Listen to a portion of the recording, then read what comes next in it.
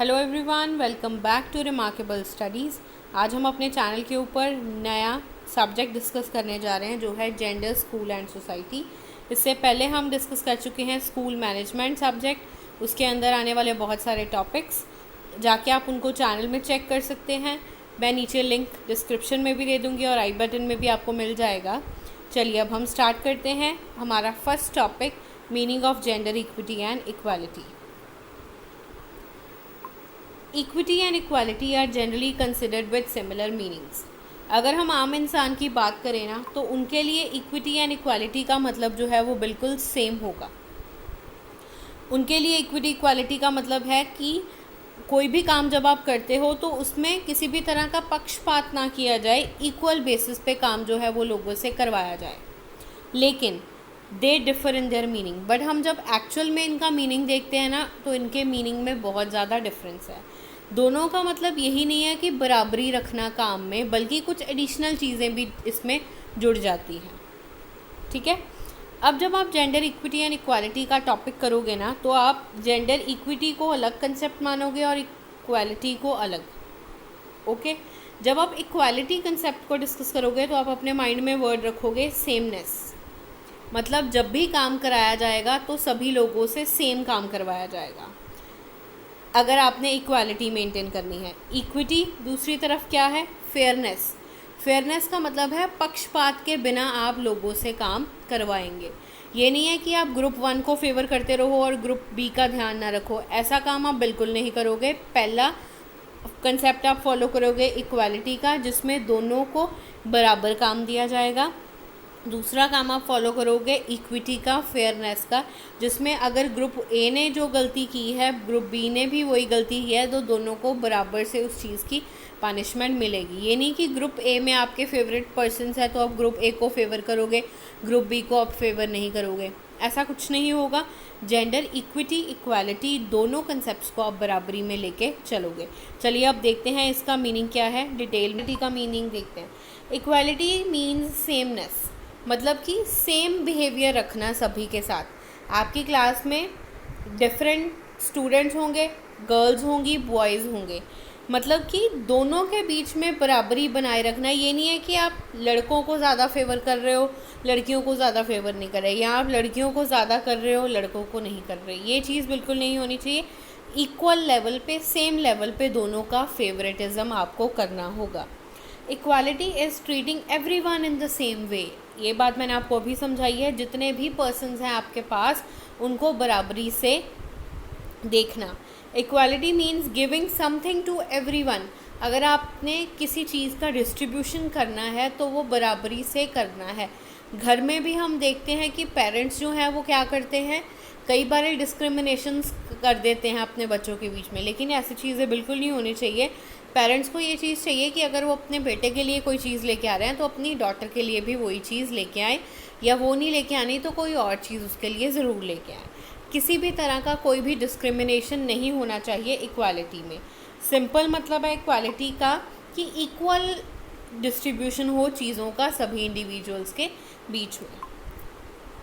Features of equality. Equality के कुछ features हैं, जिसमें सबसे पहला फीचर है एब्सेंस ऑफ स्पेशल प्रिविलेजेस। मतलब कि अगर दो ग्रुप हैं, ग्रुप 1 और ग्रुप 2, ग्रुप 1 को कुछ एक्स्ट्रा बेनिफिट्स मिल रहे हैं, प्रिविलेजेस का मतलब होता है बेनिफिट्स, तो इक्वालिटी के अंदर ये स्पेशल बेनिफिट्स ग्रुप 1 को भी मिलेंगे और 2 को भी मिलेंगे।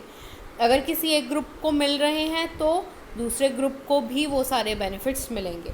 इसलिए यहाँ पे अगर कोई पर्टिकुलर बेनिफिट है वो या तो एब्सेंट होता है या दोनों टीम्स को दिया जाता है।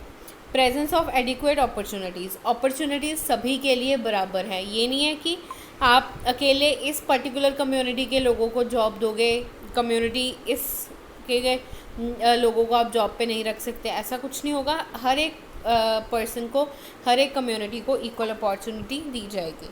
Equal satisfaction of basic needs of all. Basic needs क्या है? Food, clothing and shelter. सभी इंडिविजुअल्स की ये बेसिक नीड्स को इक्वली फुलफ़िल किया जाएगा। ये है मीनिंग इक्वालिटी का, जिसमें किसी भी तरह का कोई भी डिस्क्रिमिनेशन नहीं होता। सेमनेस का फॉर्मेट फॉलो किया जाता है कि जो चीज़ एक पर्सन को मिल रही है वही चीज़ दूसरे पर्सन को मिले। ओके, आगे है जेंडर इक्वालिटी, हमने बात करनी है जेंडर इक्वालिटी की। It means equality in all aspects for all genders. Mails females के बीच में किसी भी तरह का कोई भी डिस्क्रिमिनेशन नहीं होगा। It is a situation where each and every individual is granted same rights. चाहे वो मेल है चाहे वो फीमेल है, सभी को सेम राइट्स हैं, रिस्पॉन्सिबिलिटीज़ भी उनकी सेम हैं, irrespective of their individual differences. अगर वो इंडिविजुअली डिफर कर रहे हैं, एक है मेल पर्सन और दूसरा है फीमेल पर्सन, तो इनके बीच में किसी भी तरह की कोई भी डिस्टिंक्शन नहीं होगी, उनको बराबरी के अधिकार मिलेंगे और उनकी रिस्पॉन्सिबिलिटीज़ भी बराबर होंगी। अब आप यहाँ पे देख सकते हो कि अगर हम बात करें तो कार्स वगैरह चलाने का ट्रेंड जो है वो हम सोचते थे कि सिर्फ लड़के ही चला सकते हैं, लड़कियाँ नहीं चला सकती, बट अब ये चीज़ बिल्कुल नहीं है। कार्स हों, एरोप्लेन्स, पायलट्स भी आजकल बहुत सारी लड़कियां बन रही हैं। फिर अगर आप टैक्सीज़ की बात करो तो वो भी बहुत सारी लड़कियां आजकल चलाना स्टार्ट कर दिया उन्होंने। इट मीन्स कि धीरे धीरे जेंडर इनइक्वालिटी ख़त्म होकर जेंडर इक्वालिटी फॉलो की जा रही है हमारी कंट्री में, जिसमें हर एक इंडिविजुअल को, चाहे वो जिस भी जेंडर से बिलोंग करता हो, उसको इक्वल राइट्स और रिस्पॉन्सिबिलिटीज़ दी जाती है। ये है जेंडर इक्वालिटी। अब हम देखते हैं जेंडर इक्वालिटी इन एजुकेशन क्या है। Gender equality in education means no discrimination and distinction. किसी भी तरह का भेदभाव नहीं किया जाएगा on the basis of gender. Gender के बेसिस पे एजुकेशनल इंस्टीट्यूशंस पे, चाहे वो स्कूल हो, चाहे वो कॉलेजेस हो, चाहे आपका कोचिंग सेंटर हो, कोई भी जगह हो, वहाँ पर on the basis of gender discrimination नहीं की जाएगी। किन चीज़ों में डिस्क्रिमिनेशन नहीं होगी? एडमिशन के टाइम पे, कि हमने सिर्फ बॉयज़ को एडमिशन देनी है, गर्ल्स को एडमिशन्स नहीं मिलेंगी। स्कॉलरशिप्स के टाइम पे, कि गर्ल्स को तो ज़्यादा पढ़ाना नहीं चाहिए तो उनको स्कॉलरशिप्स नहीं मिलेंगी, सारी स्कॉलरशिप्स बॉयज़ को मिलेंगी। या एजुकेशनल अपॉर्चुनिटीज़ प्रोवाइड करते टाइम की हम इस स्कूल में जो है वो 60% सीट्स अवेलेबल हैं, तो 60% में से जो 55% सीट्स हैं वो बॉयज़ के लिए रिज़र्व होंगी, सिर्फ 5% सीट्स जो हैं वो गर्ल्स के लिए रिज़र्व होंगी। ऐसी डिस्क्रिमिनेशंस नहीं होनी चाहिए एजुकेशनल इंस्टीट्यूशंस में। जब ये डिस्क्रिमिनेशंस ख़त्म हो गई, इट मीन्स हमने जेंडर इक्वालिटी को फुलफ़िल कर लिया इन आवर एजुकेशन सिस्टम। अब यहाँ पे आप ये पिक्चर देख सकते हो कि क्या है, एक पर्सन है जो बहुत ज़्यादा सैड है। क्यों सैड है? ये आपको ये पीछे 3 पर्सन्स दिखाई दे रहे हैं, वो उसको क्या कर रहे हैं? पॉइंट आउट कर रहे हैं। मतलब कि किसी ना किसी बेसिस पे उसके साथ डिस्क्रिमिनेशन हो रहा है। ये चीज़ बिल्कुल भी एजुकेशनल इंस्टीट्यूशंस फॉलो नहीं करेंगे। वो करेंगे equal participation of all students in different activities, और किसी भी बेसिस पे उनके साथ डिस्क्रिमिनेशंस नहीं होंगी। जब ये सारी चीज़ें ख़त्म होगी तो ऑटोमेटिकली जो एजुकेशनल अपॉर्चुनिटीज़ सभी को मिलेंगी और सभी लोग जो है वो डेवलप होंगे। फिर ये जो डेफिनेशन मैंने अभी आपको पीछे डायग्रामेटिकल फॉर्म में बताया ना मीनिंग, इसको मैंने यहाँ पे लाइंस की फॉर्म में लिख दिया। आप दोनों तरीके से लिख सकते हो, ये भी फॉर्मेट फॉलो कर सकते हो और ये वाला फॉर्मेट भी फॉलो कर सकते हो, सेम ही है ये डेफिनेशन। ठीक है, आगे चलते हैं। अब डेफिनेशन हम देखते हैं UNFPA। UNFPA stands for united nations fund for population activities. इन्होंने क्या बोला? Gender equality requires equal enjoyment by men and women. Man और वीमेन इक्वली इन्जॉय करें सोशली वैल्यूड गुड्स, वो सारी चीज़ें जो सोसाइटी में अवेलेबल हैं, अपॉर्चुनिटीज़ जो उनको अपनी लाइफ में आगे बढ़ने के लिए जो बेनिफिट्स प्रोवाइड किए जा रहे हैं, वो भी उन दोनों को बराबर रूप से मिलें। Resources and rewards. रिसोर्सेज भी मतलब वो चीज़ें जो हमारी सोसाइटी में अवेलेबल हैं, और रिवॉर्ड्स। अब ऑफिस में एक टीम है, उसमें 2 लड़के काम कर रहे हैं और 2 लड़कियां काम कर रही हैं। उस टीम ने बहुत अच्छा काम किया। अगर वहाँ का बॉस सिर्फ और सिर्फ लड़कों को रिवॉर्ड्स देगा, उनको प्रमोशन देगा और लड़कियों को बिल्कुल भी मोटिवेट नहीं करेगा, तो डेफिनेटली ये चीज़ बिल्कुल भी सही नहीं है।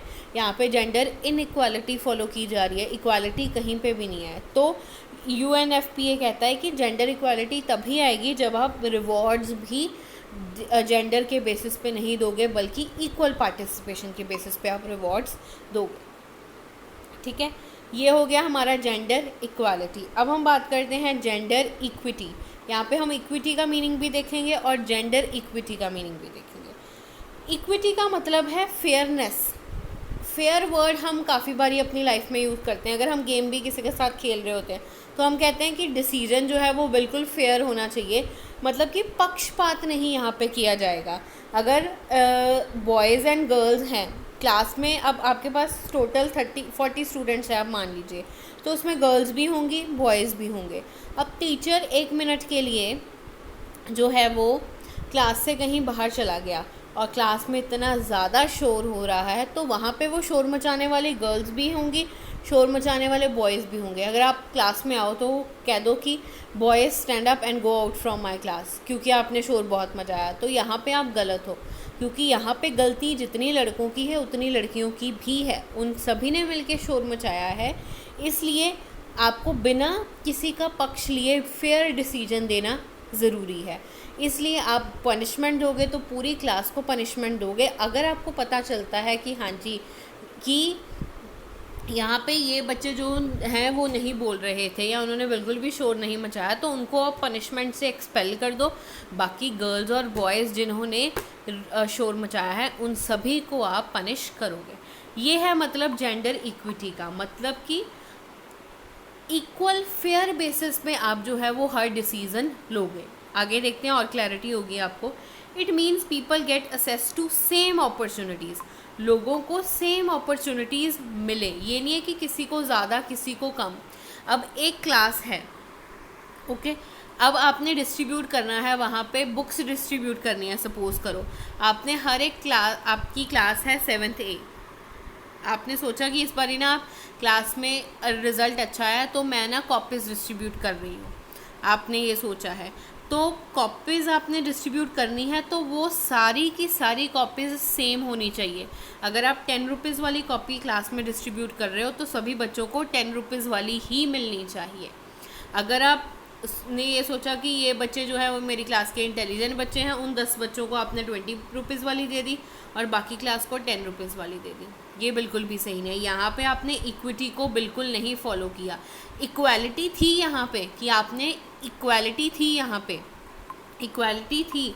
इक्वालिटी का मतलब है कि आपने यहाँ पे कॉपीज़ देने का निश्चय किया सभी को, वो ठीक बात है, लेकिन आपने यहाँ पे इक्विटी को फॉलो नहीं किया, क्योंकि आप आधे बच्चों को 20 रुपीज़ वाली कॉपी दे रहे हो और आधे को 10 रुपीज़ वाली कॉपी दे रहे हो। इसलिए इक्विटी का फॉलो होना बहुत ज़्यादा ज़रूरी है। अगर आप 10 रुपीज़ वाली कॉपी दे रहे हो तो सभी को आप यही वाली कॉपी दोगे। Gender equity is a process of giving resources and opportunities according to needs of individuals and existing differences.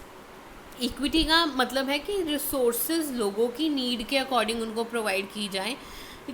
अगर एक पर्सन को रिसोर्सेज की ज़रूरत है तो उसको दो, अगर उसको ज़रूरत नहीं है तो वो रिसोर्सेज आप किसी और को दे सकते हो, ठीक है।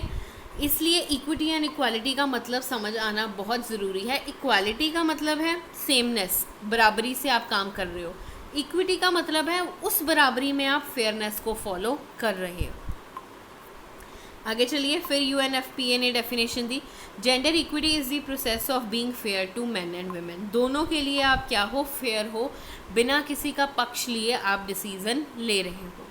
अकॉर्डिंग टू फ्लेयर ने बोला, being fair means what I will do my best to give each student what she और he needs to be successful. यहाँ पे हम स्टूडेंट की बात कर रहे हैं, तो यहाँ पे आई जो है वो उनकी टीचर भी हो सकती है, उनके पेरेंट्स भी हो सकते हैं, उनके ट्यूशन टीचर्स, ट्यूटर्स, कोई भी हो सकता है। तो यहाँ पे फ्लेयर ने बोला कि फेयर होने का मतलब है कि मैं मतलब टीचर अपना बेस्ट दूंगा अपने हर एक स्टूडेंट को, जिसको वो यूज़ करके क्या कर सके, अपनी लाइफ में सक्सेसफुल हो सके। इक्विटी, अब आपके क्लास के बोर्ड्स आने वाले हैं, आपने सोचा कि जो 10 बच्चे इंटेलिजेंट हैं मैं उनकी एक्स्ट्रा क्लास लूँ और बाकियों को छुट्टी होने पर आप घर भेज देते हो और बाकी जो 10 स्टूडेंट्स हैं उनको आप 1 आवर की एक्स्ट्रा क्लास दे रहे हो। यहाँ पे इक्विटी एंड इक्वालिटी दोनों ही नहीं फॉलो हुए। ऐसा बिल्कुल नहीं होना चाहिए। इक्वल बेसिस पे जो है वो अपॉर्चुनिटीज़ मेन एंड वुमेन दोनों को प्रोवाइड की जानी चाहिए, specially in the field of education, क्योंकि आज वो एजुकेट हो गए तो कल हमारी कंट्री की डेवलपमेंट में वो ज़रूर हेल्प करेंगे। अब इक्विटी एंड इक्वालिटी का मीनिंग आपको यहाँ पे और क्लियर होगा। अब इक्वालिटी देखो, इक्वालिटी के में 3 आपके पास पर्सन्स है डिफरेंट हाइट वाले, और तीनों ने क्या करना है, पेड़ से फल वो तोड़ रहे हैं। इक्वालिटी आपने कैसे दिखाई, आपने उन तीनों को इक्वल बेसिस पे क्या कर दिया, टेबल्स प्रोवाइड कर दिए, जिसके ऊपर चढ़ के वो लोग क्या कर सकते हैं, फ्रूट्स को उतार सकते हैं। अब देखो, जिसकी सबसे लंबी हाइट है वो तो ईजिली उतार पा रहा है, बट ये 2 पर्सन्स जो है वो जो है फल को नहीं उतार पा रहे। तो आपने जब इक्विटी को फॉलो किया, उसमें आपने क्या किया, इसकी हाइट थी, इसको 1 बॉक्स दे दिया, इसकी हाइट उससे थोड़ी छोटी थी, उसको कितने बॉक्सेस दे दिए, 2, और लास्ट वाले की सबसे छोटी हाइट थी, उसको आपने 3 बॉक्सेस दे दिए, ताकि तीनों इक्वली उनका हाथ पहुँचे उन फलों तक और उनको आसानी से वो तोड़ सके। ये मतलब है इक्वालिटी एंड इक्विटी का। इक्वालिटी का मतलब है कि सबको बराबरी मिलनी चाहिए, इक्विटी का मतलब है वो जो बराबरी है वो भी बराबर होनी चाहिए, ना कम ना ज़्यादा, सभी को बराबर चीज़ें मिलेंगी। Okay learners, this was all about the topic meaning of equity and equality. इसके बाद हम करेंगे importance of equity and equality in the field of education. अगर आपने चैनल को सब्सक्राइब नहीं किया तो इसको सब्सक्राइब कर लो, वीडियो को लाइक और शेयर भी कर देना, बेल आइकन ज़रूर प्रेस कर देना ताकि आने वाली वीडियोज़ की नोटिफिकेशंस आपको मिलती रहें। Thank you.